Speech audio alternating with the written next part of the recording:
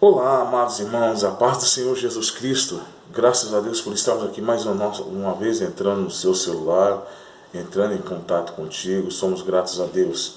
E hoje, para nós comentarmos a nossa penúltima lição, a lição de número 12 deste trimestre de 2020, quarto trimestre de 2020. Somos gratos a Deus por tudo isso aí. Um ensino maravilhoso, um tema abordado excepcional nessas revistas de escola dominical desse trimestre. Espero que tenha sido bênção, esteja sendo bênção para a sua vida, para a sua casa e para a sua família. O tema da nossa lição 12 é Quando Deus se revela ao homem. O texto áureo diz: Então o Senhor respondeu a Jó desde a tempestade. A verdade prática diz: mesmo transcendente e distinto da criação, Deus se revela ao homem mortal. A nossa leitura bíblica está registrada no livro de Jó, capítulo 38, versículo de 1 a 4, 39, de 1 a 6, 40, do 15 ao 18, e o versículo 24 e 41, de 1 a 3. Jó 38, 1 diz: Depois disso o Senhor respondeu a Jó desde um redemoinho e disse: Quem é este que escurece o conselho com palavras sem conhecimento? Agora cinge o teu lombo como homem e perguntar-te-ei, e tu responde-me. Onde estavas tu quando eu fundava a terra? Faze-mo saber se tem inteligência. É uma lição muito interessante, irmãos, é um texto muito interessante. O objetivo geral é mostrar que Deus se revela ao homem para mostrar-lhe os seus propósitos. O objetivo específico é ensinar que Deus se revela aos homens. Pontuar que a criação expressa a glória de Deus. Acentuar que a nossa justiça jamais sobrepõe à justiça divina. A nossa lição de hoje, o primeiro tópico, ele vai falar sobre a revelação de um Deus pessoal. E o interessante é que muitas pessoas, principalmente nos dias em que nós estamos vivendo, não acreditam na existência de Deus. Haja visto que o homem criou um vírus, como tem criado muitos outros vírus e algumas outras doenças, como ebola, chikungunya, zika vírus, são tudo coisas criadas pelo homem para destruir o homem, para amedrontar o homem, para dominar o homem, para mostrar que tem autonomia, para mostrar para a sociedade que quando o homem da iniquidade chegar e começar a ditar as suas regras, a sociedade já vai estar habituada ao toque de recolha. Muitos de nós não estamos apercebidos dessas coisas. Será que Deus ainda se revela ao homem? Será que algum dia Deus mostrou a sua face ao homem? Você já parou para meditar sobre isso? Olhar a Bíblia, sentar no seu sofá, no seu travesseiro e meditar como e quando Deus se revela? O Deus pessoal. Para abrilhantar um pouco, eu gostaria de trazer à luz o vosso entendimento como a revelação de Deus. Alguma coisa que você já tenha ouvido, talvez uma história, uma parábola que você já tenha ouvido, ou que muitos desconheçam. Certo homem, andando e caminhando com seu filho, falava para ele sobre as maravilhas que o homem criou, a inteligência do homem, e falou que tudo isso foi dado por Deus. E o seu filho, como toda criança curiosa, disse: Papai, qual o tamanho de Deus? Aquele homem parou, pensou, avaliou e olhou para o céu. E viu um avião bem no alto, lá próximo das nuvens, mostra para o filho e diz: filho, está vendo aquilo ali? Tô, pai, é um avião. Qual o tamanho daquele avião? É pequeno, cabe na palma da mão. Muito bem. Aquele homem imbuído com a graça e a inteligência doada por Deus pega o seu filho e o leva para um aeroporto. Se aproxima bem perto das aeronaves e agora ele ora para o seu filho e diz: filho, está vendo aquele avião? Qual é o tamanho daquele avião? Pai, é muito grande, é enorme. Então, filho, assim é o tamanho de Deus. Aos nossos olhos, parece que Ele está distante, cabe na nossa palma da mão, até inexistente. Mas de perto, você entende que Deus é muito grande. Qual a revelação de Deus? A Bíblia diz, no princípio Deus criou os céus e a terra.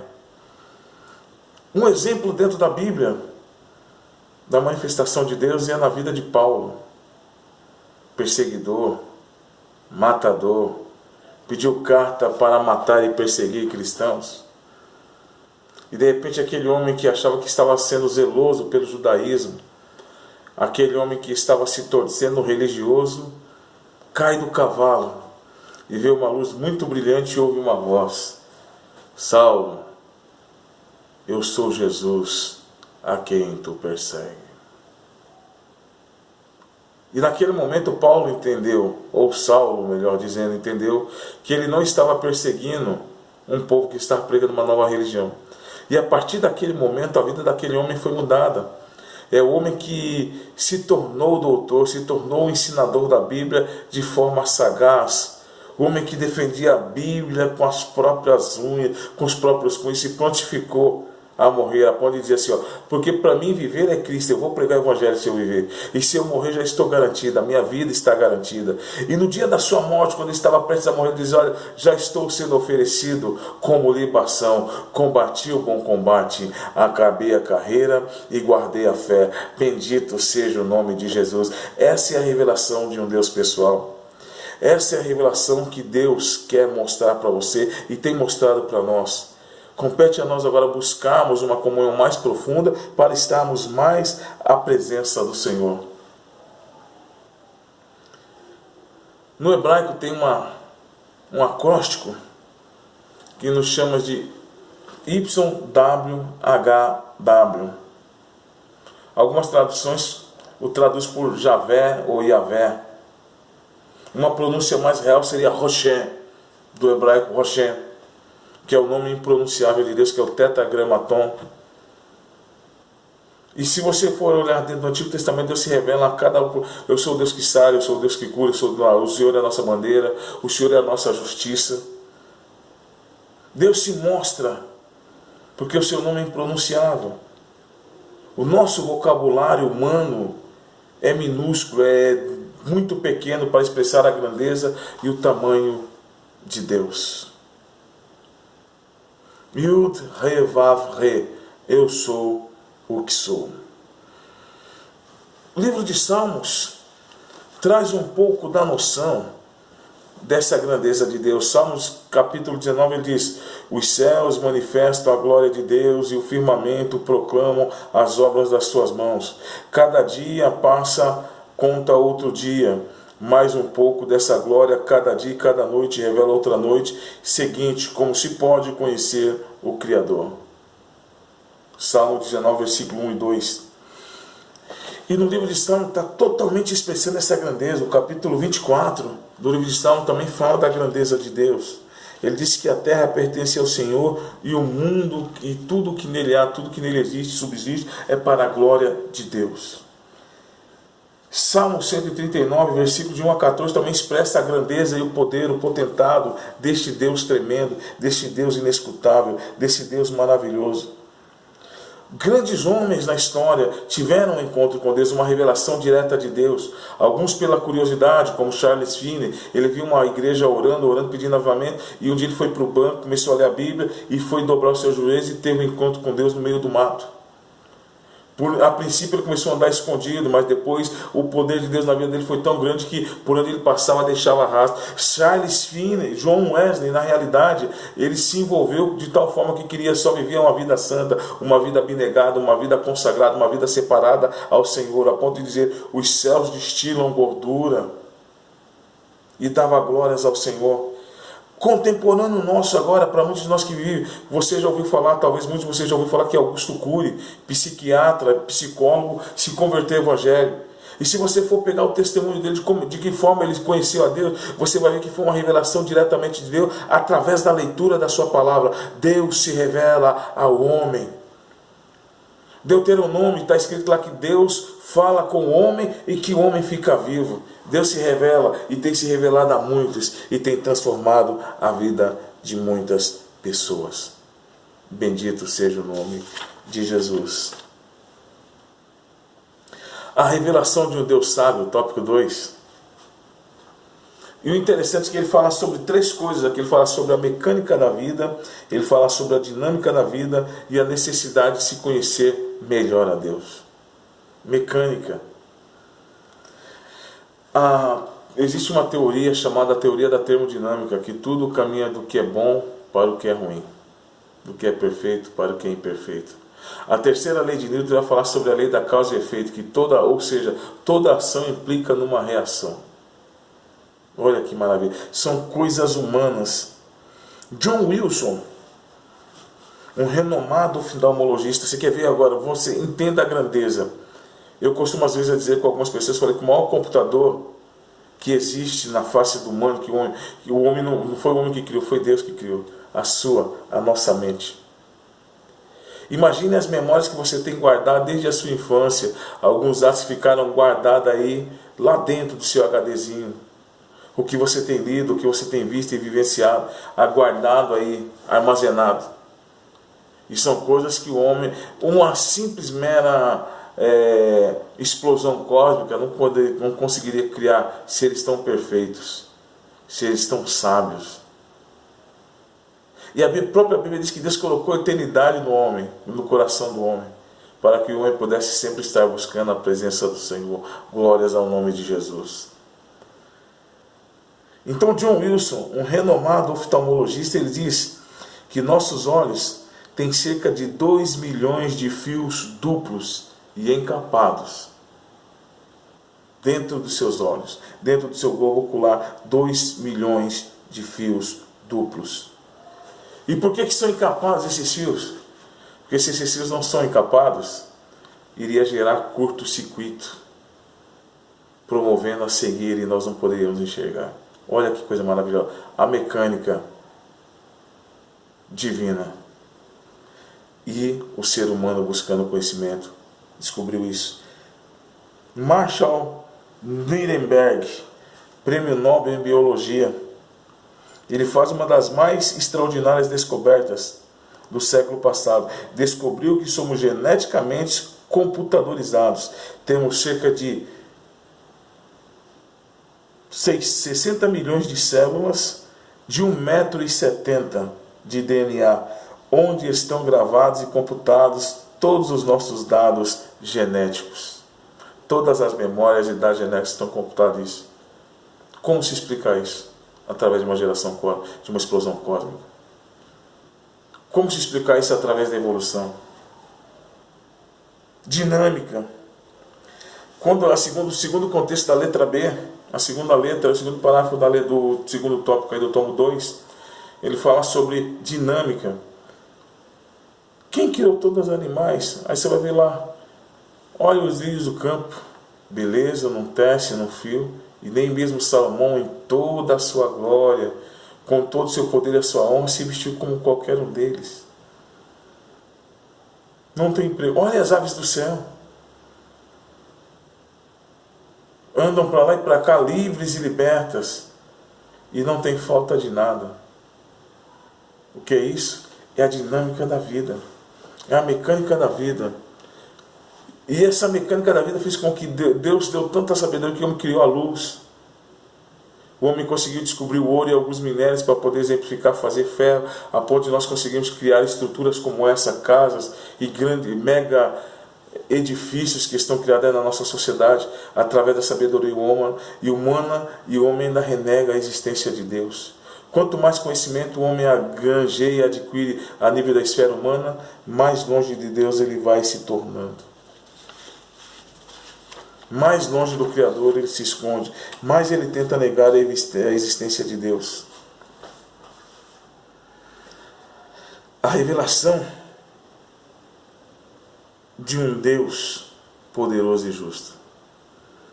Historiadores não conseguem exemplificar o que é o Behemoth, mas fala de um bicho, de um animal muito forte, muito poderoso, muito impetuoso. E o Leviatã, que é um crocodilo muito grande, e algumas pessoas até acabam usando um verbeto que Jó se refere ao Leviatã e usa para falar de Deus, falando olha, que na presença dele até a tristeza está cheia de alegria. Mas quando está falando da tristeza, está falando da presença do Leviatã, de tão horripilante, tenebroso que é o seu tamanho, a sua espera. E eles temem a Deus, eles não temem nada, mas temem a Deus, e Deus tem poder sobre eles. E aí Jó fala que na presença desse Leviatã, desse monstro, até a tristeza salta de alegria. Não é na presença de Deus.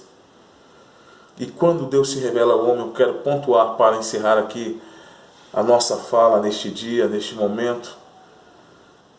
Quando Deus se revela ao homem, os olhos dos homens são abertos. Quando os olhos do homem são abertos, Deus revela a Jó 5 coisas. Jó compreendeu que a onipotência divina, Jó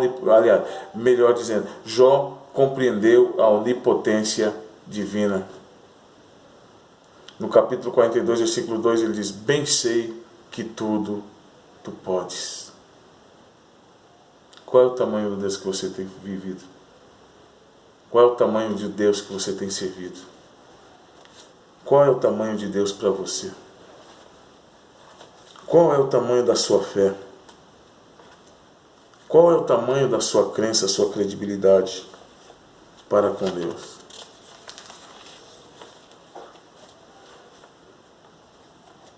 Jó diz assim: então respondeu Jó ao Senhor e diz: agora compreendo que o Senhor pode fazer tudo, todas as coisas, e que ninguém pode impedir que o Senhor de realizá-las. O Senhor pode fazer. Bem sei que tudo tu podes. Segunda coisa que Jó compreendeu, a soberania divina. Jó 42, 2b diz assim: bem sei que tudo tu podes, e que ninguém pode impedir o Senhor de realizar as suas obras. Ninguém pode impedir Deus de operar. Isaías 43, 13, operando eu, quem impedirá? Isaías 27, se eu não me engano, versículo 20, ou é 20 e 27, não me falha a memória agora, porque o Senhor o determinou, quem o invalidará? A sua mão estendida está, quem a fará voltar atrás? Terceira coisa que Jó aprendeu. Jó compreendeu o seu limitado conhecimento. Paulo fala que tudo que ele havia adquirido através do conhecimento do direito e da filosofia se tornou esterco para adubar a estrutura do alicerce pessoal. Jó 42, versículo 3. O Senhor perguntou: quem é este que se atreveu a pôr em dúvida a minha sabedoria e justiça sem conhecimento? Quarta coisa que Jó compreendeu, que o seu conhecimento de Deus era limitado. Jó 42, versículo 5, ele diz: antes eu só o conhecia de ouvir falar, mas agora eu vejo com os meus próprios olhos. Numa tradução simples da versão corrigida, tem até um hino, se não me engano, do pastor Ademar de Campos, que diz: antes eu te conhecia de ouvir falar, mas agora de contigo andar. Tu és meu bem supremo, meu Rei, Senhor e Pai. Me alegra em sua bondade mais e mais. Talvez você só conheça Deus de ouvir falar das pregações, dos testemunhos evangélicos e cristãos, mas a partir desse momento você pode começar a andar com Deus. Quinta coisa que Jó compreendeu: a enormidade do seu pecado. Jó 42, versículo 6 diz: por isso eu me arrependo de tudo o que disse, eu me envergonho e me cubro no pó da terra e na cinza. Me lanço no pó e na cinza como arrependimento, como vergonha. Em uma outra expressão, Jó fala assim: a minha mão eu ponho sobre a minha boca. Por quê? Sem conhecimento, sou pecador, sou débil. Que Deus, através dessa lição, possa abençoar a sua vida, entrar em seu coração, engrandecendo, arraizando, alegrando a sua vida, no nome de Jesus. Que a bendita graça eterna do Senhor e a benevolência do Eterno resplandeçam sobre as nossas vidas, em nome de Jesus.